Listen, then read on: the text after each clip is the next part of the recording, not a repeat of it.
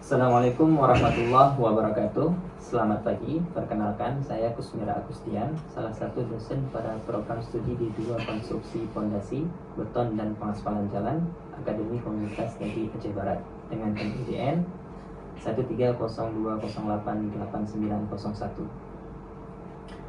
Pada kesempatan ini, saya akan menjelaskan teknik pengajaran saya dengan menggunakan metode DIA, Delivery, Interaction, and Assessment, pada salah satu mata kuliah yang saya ampu, yaitu Praktek Pemetaan Topografi 2 dengan bobot 2 SKS. Sebelum menjelaskan mengenai teknik pengajaran yang saya lakukan, terlebih dahulu saya akan menjelaskan tentang deskripsi singkat, luaran yang diharapkan, dan model pembelajaran pada mata kuliah Praktek Pemetaan Topografi 2 ini. Praktek Pemetaan Topografi 2 merupakan mata kuliah wajib yang terdapat pada program studi D2 Konstruksi, Fondasi, Beton, dan Pengaspalan Jalan dengan kode mata kuliah PBA 1307. Perangkat utama yang digunakan sebagai media praktek lapangan dalam mata kuliah ini adalah alat ukur teodolit. Secara umum, mata kuliah ini membahas tentang bagaimana cara melakukan pengukuran pemetaan sebuah kawasan yang diawali dengan pemahaman tentang prinsip-prinsip survei pemetaan, pengaturan posisi alat, proses pengukuran, pengolahan data hasil pengukuran, hingga penggambaran hasil pengukuran menggunakan aplikasi komputer. Dengan mengikuti mata kuliah ini, mahasiswa nantinya diharapkan mampu memahami beberapa hal sebagai berikut. Yang pertama, mampu mengoperasikan alat survei pemetaan dengan baik. Yang kedua, mampu melakukan pengukuran poligon tertutup dan pengukuran situasi, serta mengolah dan mengoreksi data ukur. Yang ketiga, mampu membuat gambar hasil pengukuran lengkap dengan kontur. Dan yang terakhir, mampu menyusun laporan kegiatan pengukuran dan pemetaan. Untuk dapat memahami setiap kemampuan tersebut, mahasiswa akan diberikan topik-topik yang akan dibahas selama perkuliahan sebagai berikut. Pertama, pengenalan alat teodolit, kemudian prinsip-prinsip survei pemetaan, pengukuran sudut azimut dan bearing, dasar teori pengukuran poligon tertutup, penentuan arah utara kompas, pengukuran poligon tertutup minimal segi 6, dasar teori pengukuran situasi metode tachymetry, perencanaan dan pengukuran situasi, menghitung kesalahan sudut, menghitung koreksi sudut, menghitung azimut, jumlah jarak, menghitung absis dan ordinat serta beda tinggi, menghitung X, Y, dan Z, dasar-dasar program AutoCAD Land Development Desktop, menggambar hasil pengukuran poligon tertutup dan situasi, dan yang terakhir, membuat dan membaca garis kontur. Adapun model pembelajaran yang saya terapkan pada mata kuliah ini adalah model SCL PJBL. SCL atau Student Centered Learning adalah sebuah model atau paradigma pembelajaran yang meletakkan mahasiswa pada pusat pembelajaran, the center of the learning process. PJBL atau Project Based Learning merupakan bagian dari SCL. PJBL adalah model pembelajaran yang menggunakan proyek atau kegiatan sebagai media. Demikian penjelasan singkat mengenai deskripsi, luaran yang diharapkan, dan model pembelajaran yang saya gunakan pada mata kuliah Praktek Pemetaan Topografi 2. Selanjutnya, saya akan menjelaskan teknik pengajaran dengan menggunakan metode DIA. Yang pertama adalah delivery. Bagaimana saya melakukan proses penyampaian materi dengan baik kepada mahasiswa agar mudah dipahami. Beberapa metode penyampaian materi yang saya lakukan pada mata kuliah ini, yang pertama adalah metode ceramah. Bahan yang saya gunakan sebagai rujukan dalam metode ceramah ini adalah job sheet Praktek Pemetaan Topografi 2 yang telah saya susun sebagai petunjuk dalam melaksanakan praktikum berdasarkan beberapa referensi yang sesuai dengan rencana pembelajaran. Selain itu, saya juga menggunakan video YouTube sebagai bahan pembelajaran mahasiswa. Metode penyampaian materi selanjutnya adalah demonstrasi secara langsung. Dalam pelaksanaan metode ini, saya akan mempraktekkan terlebih dahulu bagaimana cara mengoperasikan alat bantu atau media yang digunakan dalam pembelajaran dengan disaksikan oleh mahasiswa. Dan selanjutnya, mahasiswa melakukan praktek pengoperasian secara mandiri berdasarkan apa yang telah diperagakan. Teknik yang kedua adalah interaction. Bagaimana saya berinteraksi dengan mahasiswa. Di dalam perkuliahan, saya selalu mendorong mahasiswa untuk bertanya maupun memberikan jawaban atas pertanyaan mengenai materi-materi perkuliahan yang sedang dibahas. Saya juga menggunakan platform quiz seperti Quizizz untuk lebih menghidupkan suasana perkuliahan di dalam kelas melalui pertanyaan-pertanyaan yang saya berikan dalam platform tersebut. Selain itu, saya juga membuat WhatsApp group untuk dapat berkomunikasi secara online dengan mahasiswa. Terakhir adalah assessment. Bagaimana saya menilai kemampuan mahasiswa. Pada pertemuan pertama perkuliahan, saya selalu menjelaskan kontrak perkuliahan yang kita sepakati bersama. Di dalam kontrak perkuliahan tersebut, memuat bagaimana cara saya menilai dan menentukan bobot penilaian terhadap mahasiswa. Berikut adalah contoh bobot penilaian yang saya sepakati dengan mahasiswa pada mata kuliah ini. 60% praktek dan 40% laporan. Demikian penjelasan tentang teknik pengajaran yang saya lakukan. Selanjutnya, saya akan menampilkan cuplikan pengajaran saya pada mata kuliah praktek pemetaan topografi 2. Selamat menyaksikan. Assalamualaikum.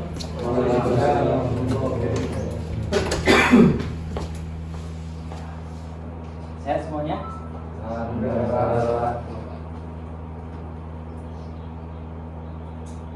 Mata kuliah apa kita ini? Ada yang tahu?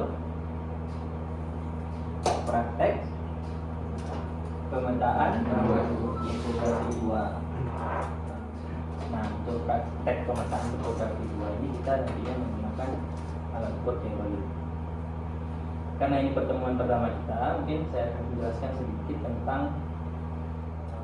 sistem perkuliahan, kemudian sistem penilaian dan materi perkuliahan yang akan diberikan nanti.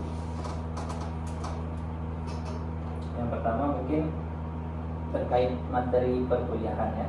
Materi perkuliahannya nantinya kita akan membahas tentang yang pertama pengenalan alat hidrolik yang hari ini akan kita laksanakan. Kemudian bagaimana prinsip pengukuran dengan menggunakan alat hidrolik. Kemudian materi selanjutnya tentang bagaimana melakukan pengukuran poligon tertutup. Kemudian bagaimana melakukan pengukuran situasi. Yang selanjutnya melakukan pengolahan data dari hasil pengukuran situasi dan poligon tertutup tadi. Dan nantinya diakhiri dengan penggambaran hasil pengukuran dengan menggunakan aplikasi AutoCAD yang development desktop. Nanti kita prakteknya di lab komputer. Ya. Kemudian sistem penilaian biasanya disebut juga dengan kontrak kuliah. Sistem penilaian yang saya gunakan di sini, praktek itu kita ambil 60%. Dan nanti ada penyusunan laporan. Setelah kalian melakukan praktek tentunya ada penyusunan laporan. Untuk 60% praktek itu dinilai dari kehadiran dulu. Kemudian adanya keterampilan dari masing-masing mahasiswa dalam melakukan pengukuran atau dalam melakukan pengoperasian alat ukur hidrolik. Kemudian ada kerjasama kelompok, itu juga semua. Kemudian ada ketelitian, kecermatan, dan ketepatan dalam melakukan pengolahan data hasil pengukuran. Nah, kalau misalnya untuk 40% laporan, apa saja yang dinilai? Yang pertama mungkin keaktifan dalam melakukan asistensi dalam penyusunan laporan. Kemudian kerapian dan kesesuaian laporan dengan petunjuk penulisan. Nah, selanjutnya sesuai isi laporan dengan data hasil pengukuran di lapangan maupun hasil pengolahan data di laboratorium komputer nantinya. Kemudian ketepatan waktu pengumpulan laporan, dan yang terakhir adalah ketepatan tata bahasa yang digunakan dalam penyusunan laporan. Ya. Oke. Karena ini pertemuan pertama, seperti yang saya katakan tadi, kita akan mengenal terlebih dahulu apa itu alat ukur hidrolik yang digunakan dalam mata kuliah ini sebagai perangkat keras utama untuk melakukan praktek.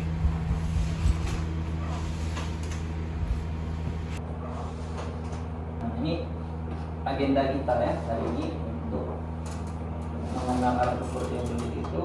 Yang pertama, kita harus tahu dulu pengertian alat ukur teodolit. Apa itu alat ukur teodolit? Kemudian kita harus tahu juga bagian-bagian dari alat teodolit. Ketiga, fungsi teodolit. Yang keempat, perlengkapan pengukuran yang dibutuhkan untuk melakukan pemetaan sel. Ini dia pengertian dari teodolit. Apa itu teodolit?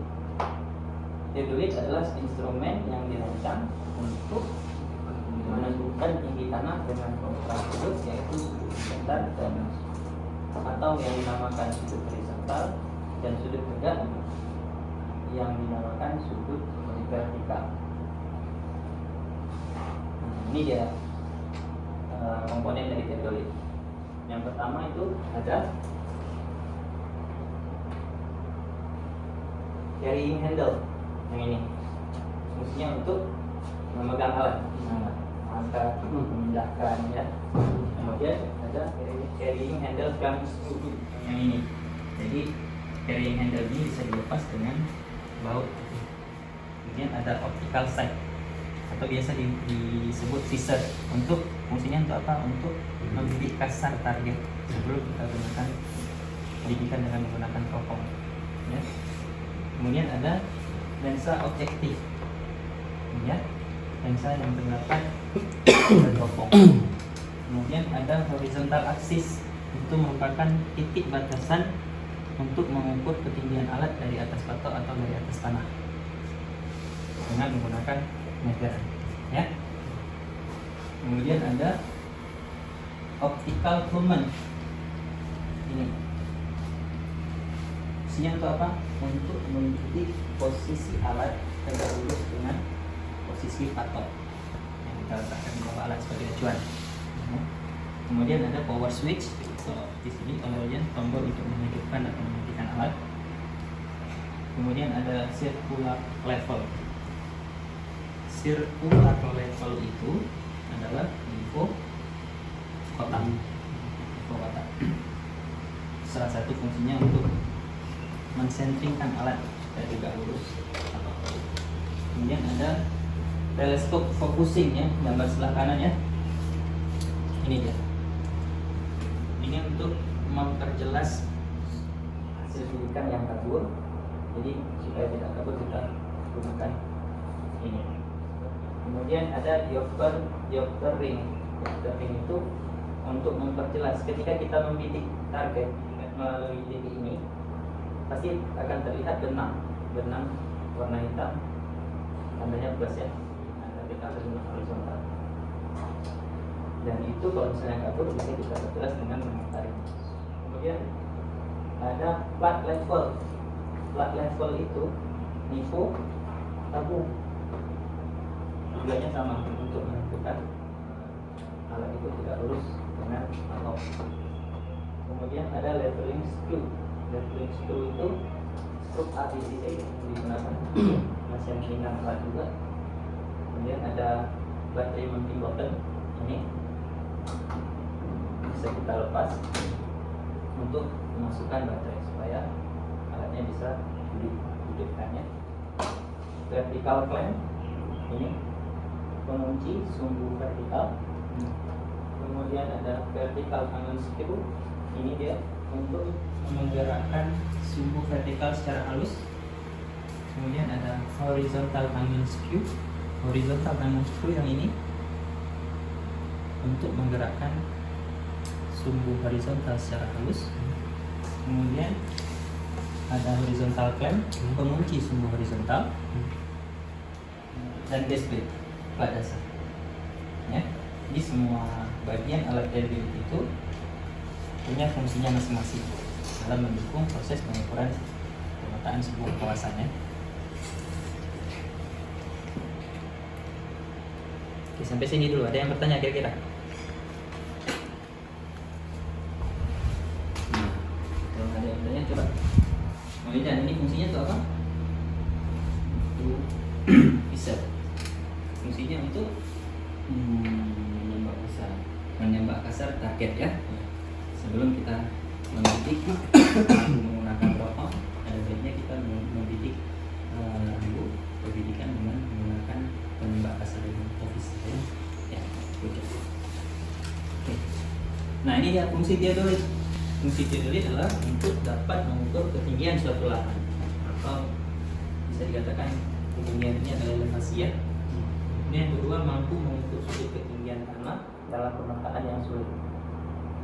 Dan yang ketiga, sebagai alat ukur poligon dan pemetaan situasi. Ini nanti yang akan kita praktekkan dalam kuliah ini. Peralatan pengukuran tentunya ada teodolit sendiri, kemudian ada tripod ini, atau biasa disebut juga statik, kemudian ada unting-unting, kemudian ada meteran, kemudian ada rambu ukur, ada payung, ada kompas untuk penentuan arah utara ketika kita melakukan pengukuran pada tahap pertama. Kemudian ada mapel, kemudian ada alat tulis dan buku catatannya. Cuman saya ingin flashback sedikit. Kalian kan sudah lulus mata kuliah praktek pemetaan topografi 1 ya. Tentunya alat yang menggunakan dalam praktek itu bidikannya sama, yaitu menggunakan rambu ukur. Sama juga, rambu ukur digunakan sebagai bidikan kertas, teodolit juga menggunakan rambu ukur sebagai bidikan. Saya ingin menguji kalian, kalau seandainya nanti hasil bacaan di lapangan, di sini benang bawah, di sini benang tengah, di sini benang atas.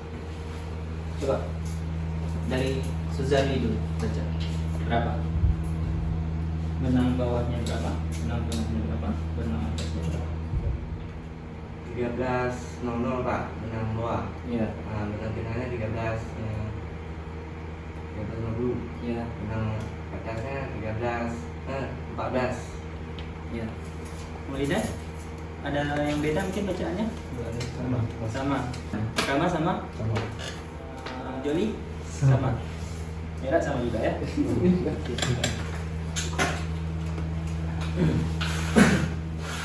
Nah itu tadi peralatan pengukuran yang digunakan, dan juga setelah mereview hasil bidikan tadi, membaca rambu ukur dari hasil bidikan yang dibidik. Ada pertanyaan kira-kira? Nggak ada ya? Kalau nggak ada pertanyaan, saya nggak bertanya. Melalui platform Quizzes, di situ ada beberapa pertanyaan yang saya sudah buat. Ya. Saya akan start terlebih dahulu link Quizzesnya ya. Sebentar. Ini kan tolong di-share ke teman-temannya. Sudah masuk semua? Linknya coba diakses ya. Mudah? Kita mulai ya. Dan lengkap pesertanya.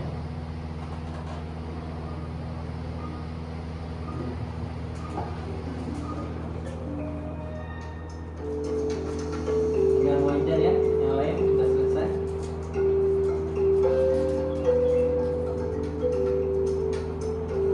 Bagus ya.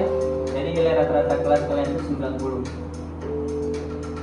Berarti dapat disimpulkan apa yang kita sampaikan, kita pelajari tadi bisa kalian pahami dengan baik. Nah ini peringkatnya ya. Peringkat 1 Mira Nisan, peringkat 2 Nasril, peringkat 3 Maulidan. Ya. Sesuai dengan rencana pembelajaran semester kita, untuk pertemuan pertama, selain pengenalan alat teodolit, juga ada demonstrasi tentang prinsip-prinsip penggunaan alat teodolit untuk pengukuran sebuah kawasan. Sebentar lagi kita selanjutnya melakukan prakteknya, seperti setting alat, kemudian bagaimana cara mengoperasikan alat. Ya, itu kita ke lapangan sekarang. Bismillahirrahmanirrahim. Assalamualaikum warahmatullahi wabarakatuh. Waalaikumsalam warahmatullahi wabarakatuh. Masih semangat ya? Iya, Pak. Sesuai dengan apa yang saya sampaikan tadi di kelas, sekarang saatnya kita akan mempraktekkan bagaimana mendirikan atau men-setting alat geodetik. Kemudian saya juga akan menjelaskan bagaimana prinsip pengukuran dengan menggunakan alat geodetik. Yang pertama, terlebih dahulu kita harus tentukan titiknya, patoknya di mana. Kalau untuk pengukuran poligon tertutup, misalnya untuk mengukur sebuah kawasan gedung kampus AKN, jadi kita tentukan patok-patoknya itu mengelilingi gedung kampus AKN. Kalau untuk pengukuran situasi, nanti kita ambil titik-titik detailnya dari patok-patok poligon tertutup yang sudah kita bentuk sebelumnya, gitu. Nah, saat ini saya akan memperagakan terlebih dahulu bagaimana cara men-setting alat supaya tegak lurus. Ya, bentar.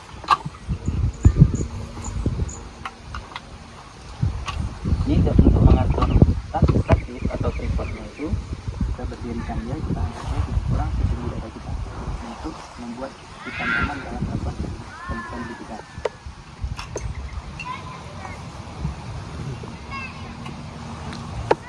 Kemudian kita letakkan alatnya. Karena alatnya 3 sisi, sama seperti landasan pada tripod, kita sesuaikan ketiga sisinya dengan landasan pada tripod. Dan kita kunci bagian bawahnya dengan pengunci yang ada pada tripod dan juga skrup yang ada pada alat geodetik. Sudah kuat, baru kita letakkan alat ukurnya kira-kira tepat di atas patok sesuai dengan apa yang telah saya sampaikan di laboratorium. Fungsi ini adalah untuk mendidik alat tegak lurus dengan patok. Jadi untuk membantu melihat patok, kita menggunakan pintu mobil satu saya.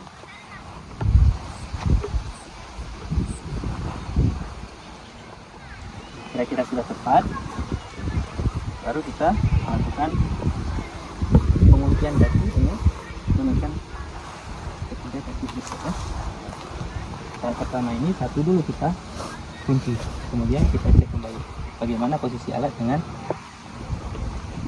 patoknya. Ini tidak jauh bergeser nih. Ini kita kuatkan ketiga kaki. Ini nampak agak kabur, bisa kita perjelas. Nah, tahap selanjutnya apa?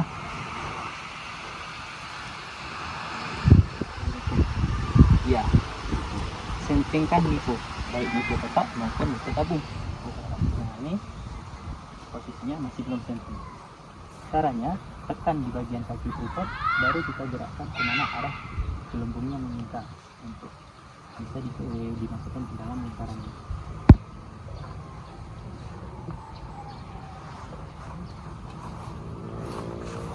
Nah, untuk yang lainnya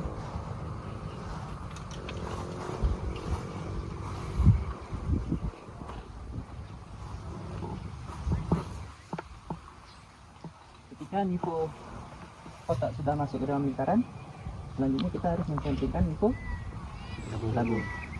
Caranya mencantumkan nipo tabung itu dengan menggerakkan skrup ABC 3 sisi. Bisa di sini ya, yang nampak langsung dengan kalian.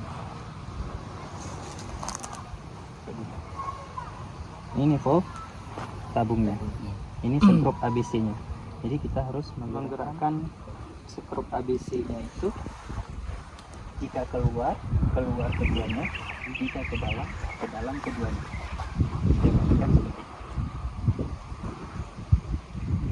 Nampak? Nampak.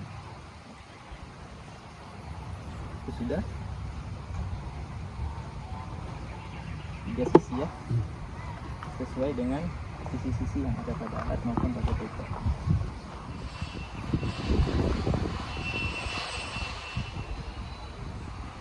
Nah, ini sudah 3 sisi. Walaupun secara visual kita sudah melihat itu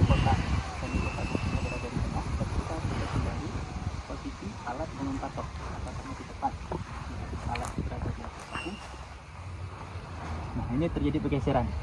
Jadi harus kita geser kembali untuk menyesuaikan titik alat berada tepat di atas titik patok. Nah, ini dia.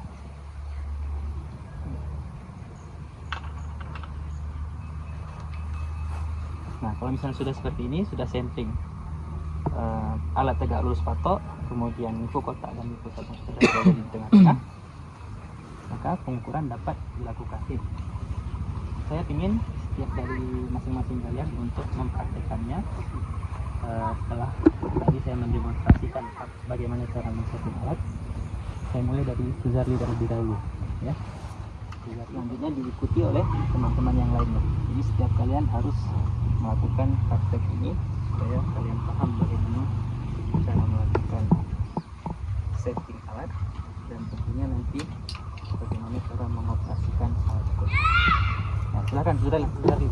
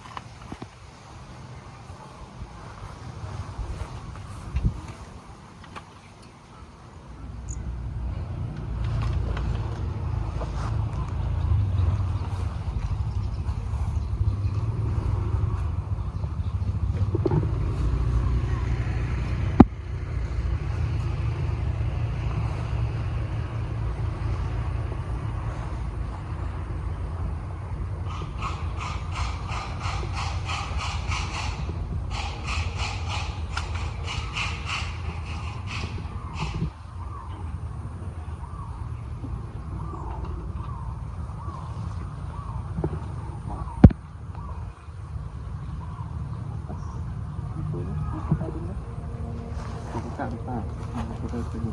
Ya, ada sistem di kota ini.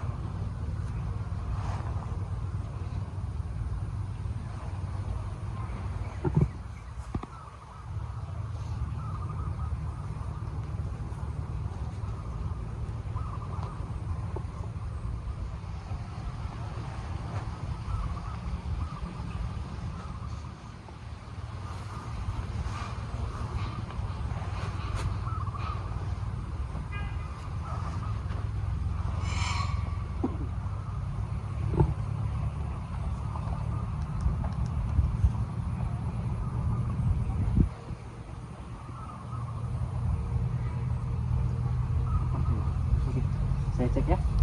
Silakan kembali.